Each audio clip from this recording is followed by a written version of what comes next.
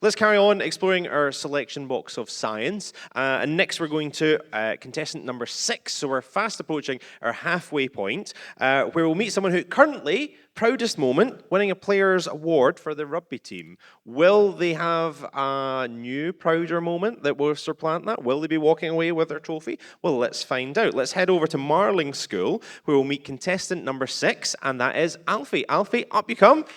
3 minutes of interesting science. Take it away, Alfie.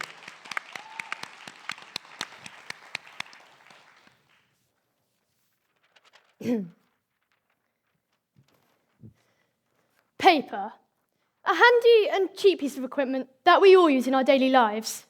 However, as you can see, it's not very strong.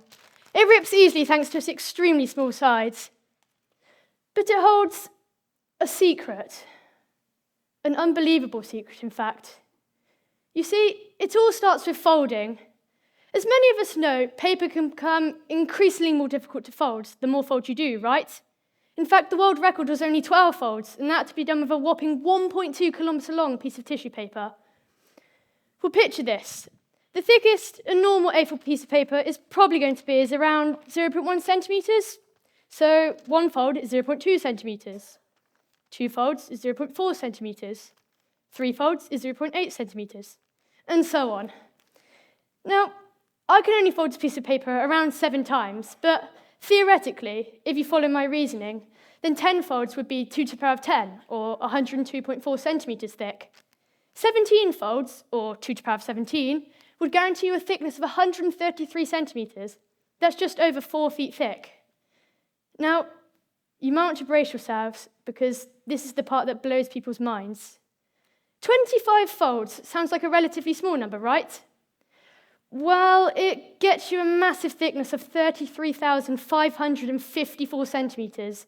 That's almost as tall as the Empire State Building. And just fold it in half 2 more times to get 27 folds, and the piece of paper is thicker than the height of Mount Everest.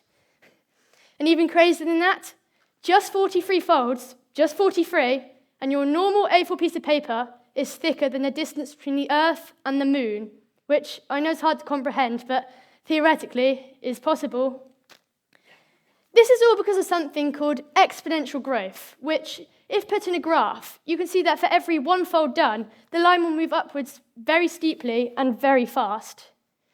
This means that the numbers just keep getting bigger, and thus the graph just keeps going up. You can easily identify exponential growth when numbers rapidly increase through doubling or tripling. A good example to use is a big number like, say, 500. If you double 500, it doesn't go up by a tiny bit, it becomes 1,000, which then goes on to become 2,000. It is exactly the same with the paper. So basically, you are adding on its current thickness to create the new number, and this is how, as the numbers get big, it rises so dramatically.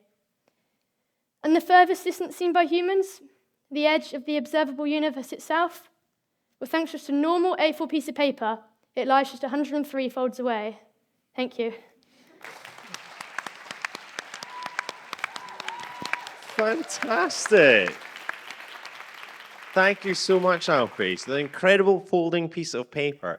There's some people scribbling on some paper just behind you are the judges. You see these seamless transitions that I'm making? We're going to come to the judges for some questions. And Daniel, could I maybe come to you first of all? What was sparking off in your mind? Yeah, really unique topic there. I want to know why you chose that topic.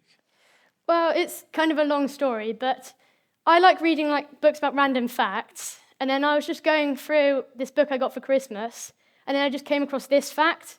And my parents, they didn't believe me at all, which kind of made me want to prove it right. And then FameLab came along in school, and I didn't really know what topic to pick, because I was originally going to pick infinity, but that got confusing after a while. And then I just thought, well, what could be something that really draws in the audience? And then, the paper fold theory. Nobody out there probably believes me, but that's what makes it so good.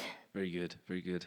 Excellent, thank you very much. And Rachel, could I come to you for another question? Yeah, it's so great to see the topic. I'm really interested to know, does it really make a difference if the paper is thick or thin?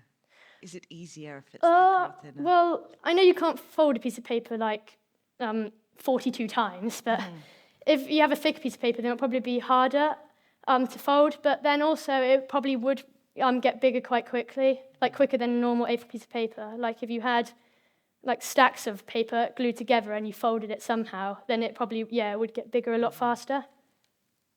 Thank you. Brilliant. We'll be trying that when we get home. Thank you very much. That was fantastic. You can head back down the stairs, back to your seat. Get my paper. Get your spare paper. Excellent.